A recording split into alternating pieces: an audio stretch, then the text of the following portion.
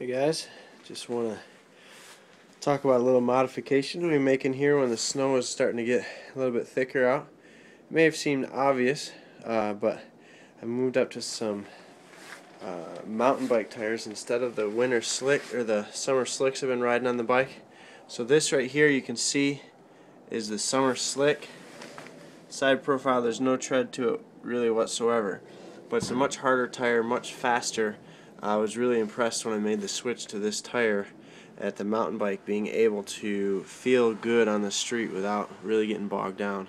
So I went back to more of the mountain bike tire, but what I did this time around is I only put the mountain bike tire on the front. I have had no trouble at all with spinning out or anything like that. So what I'm going to do is keep the other style, the road style tire, on the back. And I think really why I'm not having any trouble, again, through the snow, comes down to being on a single speed. If you can see that here, the single speed is geared very high, which means that when you hit the snow you don't have any torque and you have no way to be able to really put a lot of pressure on that back tire that cause it to spin out. Instead, you just kind of motor through.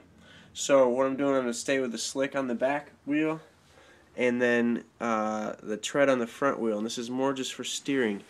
And the steering is just, when the snow is deep, it actually is fine with the other tire. It's the slush though. The slush gets you, it's a little bit sloppy, and so I wanted a little bit better control.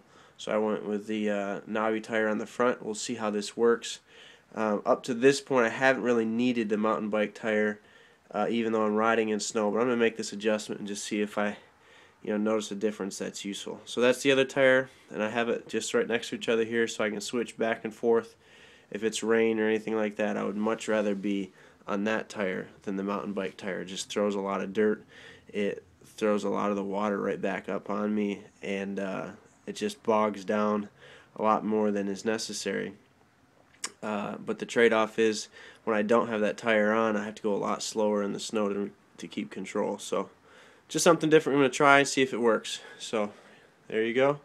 Again, keeping the biking going. Basically looking at 2,000, maybe 2,500 miles, more like 2,000 miles rode last year, and hoping to do the same thing in 2012. So thanks.